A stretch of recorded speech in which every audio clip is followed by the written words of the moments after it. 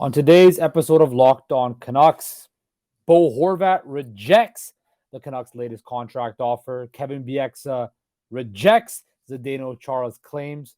And I reject everyone out there that thinks the Canucks should go into a full-on rebuild mode. It is Locked On Canucks, and it starts now.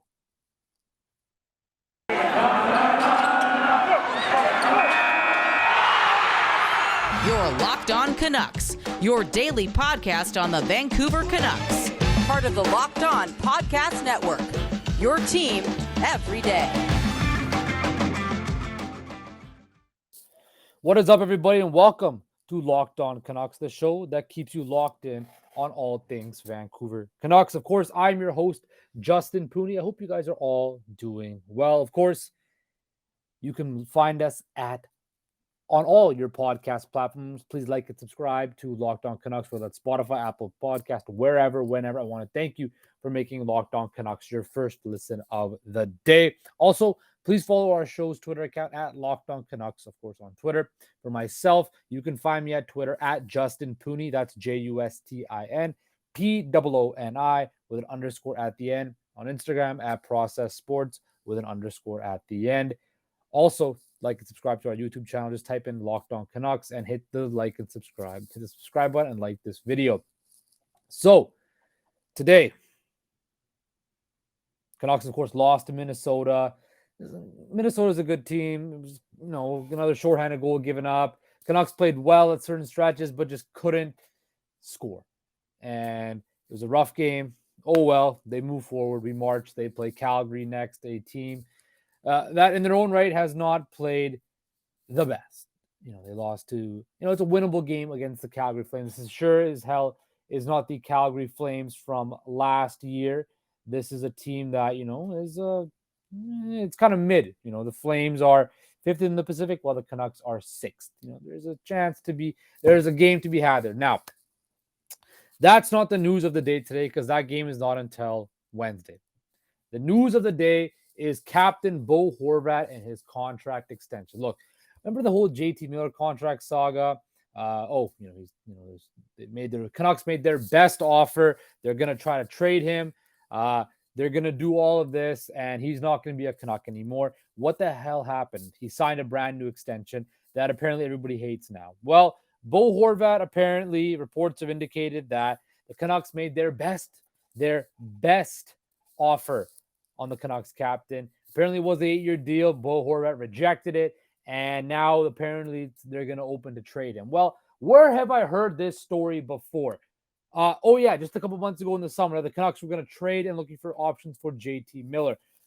Look, one thing I've learned with this Canucks management is I don't believe anything until it actually happens. I thought JT Miller was going to walk out the door and he was going to be traded. Yet he signs an extension. From everything that Jim Rutherford and Patrick Levine have said, they want Bo Horvat to be a part of this organization for the long term. Ken, there's indications earlier, or reports also that the Canucks made a low ball offer of $5 million, a little bit over $5, something like that, and it pissed Bo off. Well, that's a part of contract negotiations. You aim low, they aim high, you find somewhere in the middle.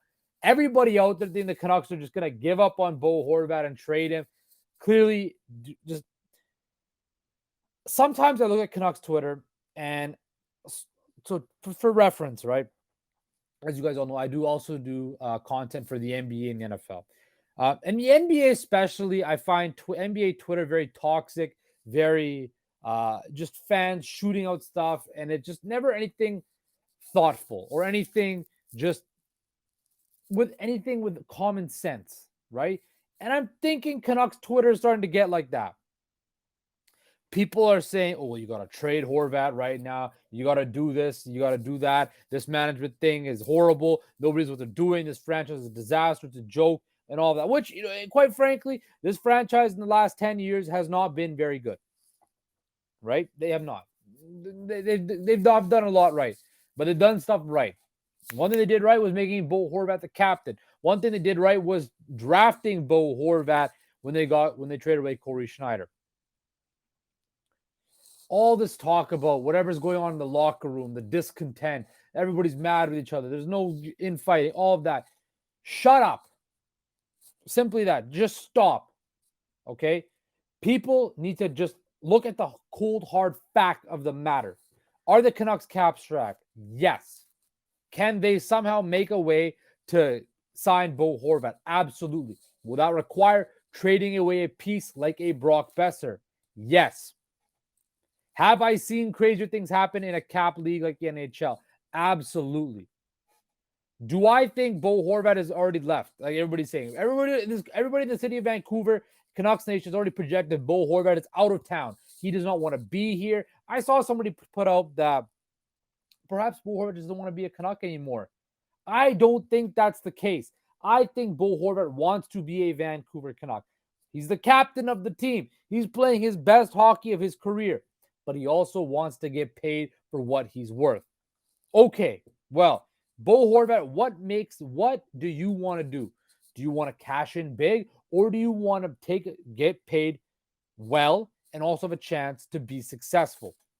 Well, if Bo Horvat wants that, he's going to have to take a pay cut somewhere else to play on a contending team, right? You're hearing teams like the Avalanche, the Penguins, the Leafs, all are interested in acquiring him. He'd be a pure rental player there. You think that the Maple Leafs, the cap strap Maple Leafs, are going to somehow be able to sign Bo Horvat to an $8+ million extension? Hell no. Do you think the Colorado Avalanche, with guys like McKinnon, Landeskog, Makar, all these guys, they're going to be able to open up the bank vault? They couldn't even sign Naz Kadri last year. So now they're going to somehow have the funds to sign Bo Horvat? This is the case in point. It's all play through the media. The Canucks leaked this story to try to get Horvat to move and budge on his price. This is all just media hearsay, playing through the media, playing the market through the media to try to get their way. They did it with JT Miller. They're going to do it with Bo Horvat. And I think everybody needs to calm down and pump the brakes. This is exactly how Rutherford did it with JT Miller. This is exactly what they're doing with Bo Horvat again. They're playing it through the media. They're getting everybody riled up. They're going to say, oh, we're going to trade him. We're going to trade him. Then all these trade offers have potentially come, and the deal's not right, and they end up coming to a compromise. I still believe in my heart of hearts that Bo Horvat is going to stay a Vancouver Canuck. Do I think Brock Besser is? No, I think Brock Besser is the likely forward out of town because they still got to find a way to keep Andrei Kuzmenko. Could they trade Tyler Myers? Absolutely.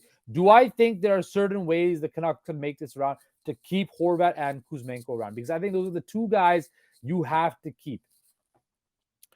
Kuzmenko's chemistry with Elias Pettersson is there, and Bo Horvat is the absolute captain, the leader, and the best goal scorer on this team.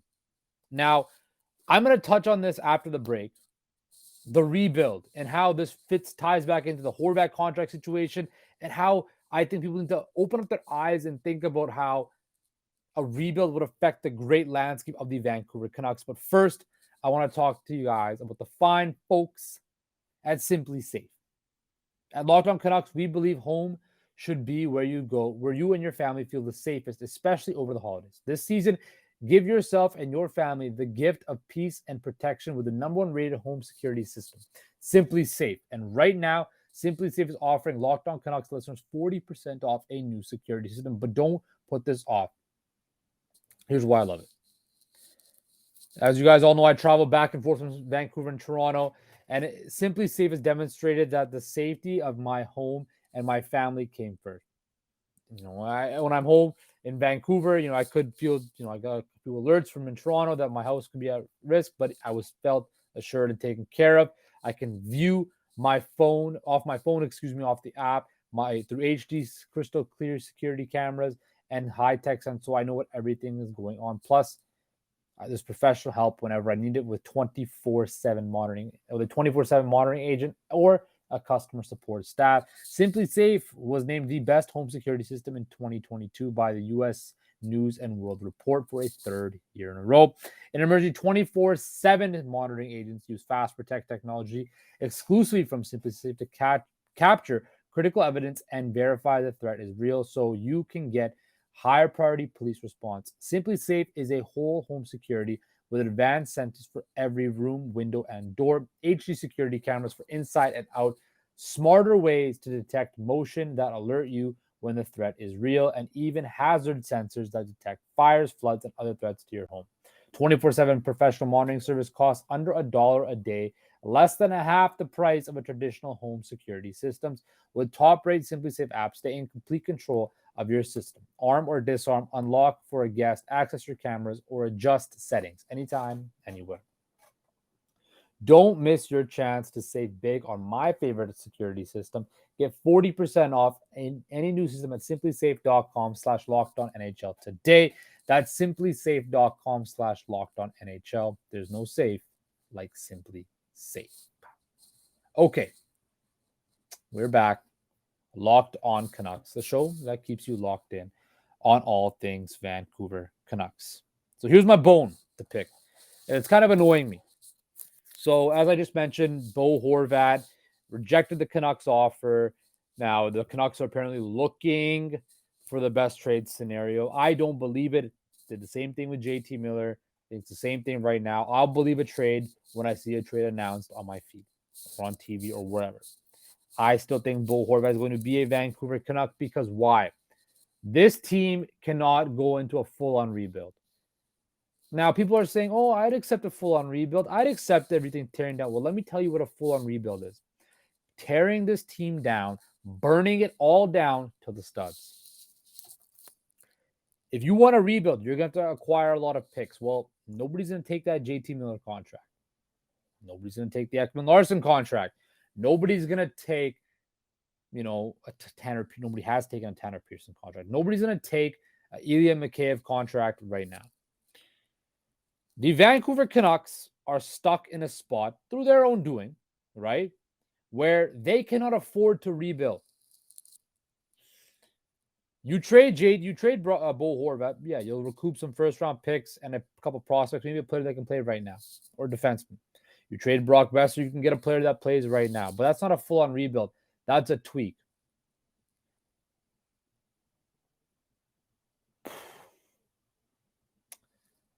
I don't understand this full-on rebuild talk because a full-on rebuild would require you trading everything out, acquiring a whole lot of assets. And you have three guys, and one guy in particular, EP40 Elias Pettersson.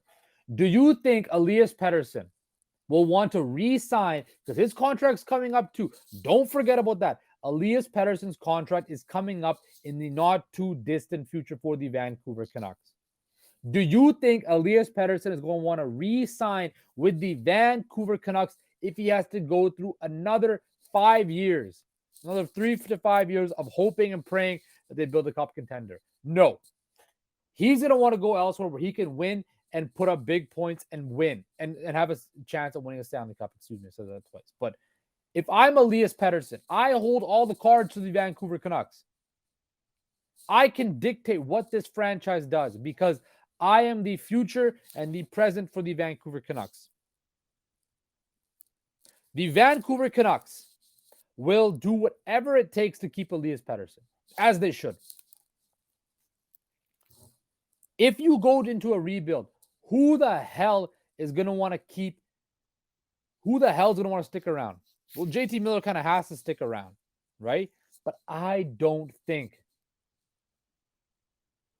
this makes any sense. The fan base is all down for, well, are you down to lose Elias Pettersson free agency? Are you down to potentially lose Quinn Hughes to requesting a trade? Could you lose somebody else? Are you okay with that? Are you? I'm going to ask you that question because I'm sure as hell not. I will do whatever it takes to keep Quinn Hughes and Elias Pettersson here in Vancouver. Do you think these guys that are in the prime of their career or entering in the prime of their careers will want to go through another rebuild? Another couple of years of ineptitude? No. This team, these guys are in the prime of their career, and you have to put it in to win. You have to try to win. Whether fans like it or not, right? You have to win. You have to put your chips in the middle and win because, yes, they're cap strapped. Yes, they're cap screwed. But what else are you going to do? Are you going to trade away assets and potentially lose other assets through free agency or trade demands because you're not a winning franchise? They could still lose them anyway, right? But that just is another idea that has to be floated out there. Yeah, full-on rebuild sounds great, but think about it like this. You go into a full-on rebuild, you need to acquire as many young assets you can get. Well, the only way you do that is you trade all these guys. You might even have to trade Quinn Hughes or Elias Pettersson or Thatcher Demko to get those young assets. Because I'm telling you this right now, Brock Besser's not going to bring you a first-round pick. JT Miller's not going to bring you a first-round pick with his contract right now because nobody's want to touch that contract. Maybe if you get a desperate team, but it's not going to happen. Bo Horvat will get you a first-round pick. But a full-on rebuild is stripping everything down. Are you prepared to do that? I'm going to ask you that question. No. Because if you do, I'm not. I doubt people out there are, because if you do, the chances just increase of you losing EP40, you losing Quinn Hughes, because they are in the prime position to want to win. That's as simple as that. And that's all I have to say. So before you all want to do the hard rebuild, hard reset, this team is not in no position to do that unless they want to lose their franchise cornerstones. Because that's the only way you're going to full-on rebuild, is if you tear this thing down and burn it down to the ground, which Aquilini's not going to want to do, which the fan base thinks they want to do, but they don't think about the full plan of burning it down to the ground, and they don't want to do that. I don't want it. Nobody wants that. They are stuck. They have to go to win. At least make the playoffs. It has to happen. It simply does. I'm sorry. That's how it has to happen. Anyway, I'm all riled up right now. But coming up after this break, I'm going to talk about Zdeno Chara and his idiotic comments and Kevin Bieksa respectfully responding in a very sly way. But first, thank you for making Locked On Canucks your first listen today. For your second listen, check out Locked On Sports today. From the games that mattered the most to the biggest stories in sports, go beyond the scoreboard and behind the scenes with local experts and insights only Locked On can provide. Locked On Sports today, available on this app, YouTube, wherever you get your podcast services. BetOnline.net is your number one source for sports betting info, stats, news, and analysis. Get the latest odds. Get the latest odds on and trends on for every professional and amateur league out there, from pro football to college bowl season to basketball and World Cup. We've got it all at betonline.net. If you love sports, you can find those at betonline.net as well. We're the fastest and easiest way to get to your betting info. Head to the website today or use your mobile device to learn more. Bet online, where the game starts. Okay, before I end this very rantful episode, it might be because it's Monday or whatever, but before I end this, I have one more bone to pick, and that's with Zdeno Chara.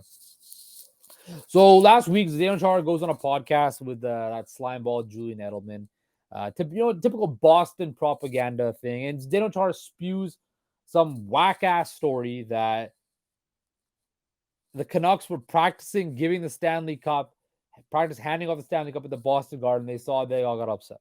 Now, this is one of the stories that the truth has been fabricated so much and been told so much that it actually seems like it's the truth. Kevin Bieksa, one of the leaders of that Canucks team back in 2011, came on Hockey Night in Canada and, of course, vehemently denied it because it did not happen. And the funniest part is Zdeno Chara.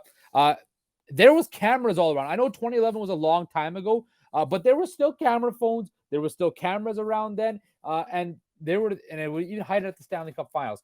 You'd think, had the Canucks done that at a practice at the TD Garden, there would be cameras on it, footage of it.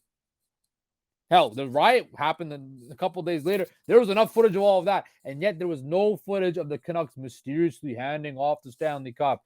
Zdeno Chara, I get it. You want to add some, spice to this and make it sound a bit more folklore and all that stuff. The case of the point is this. That was a dumb comment to make. That was an absolute flat-out lie. It did not happen, but I get it.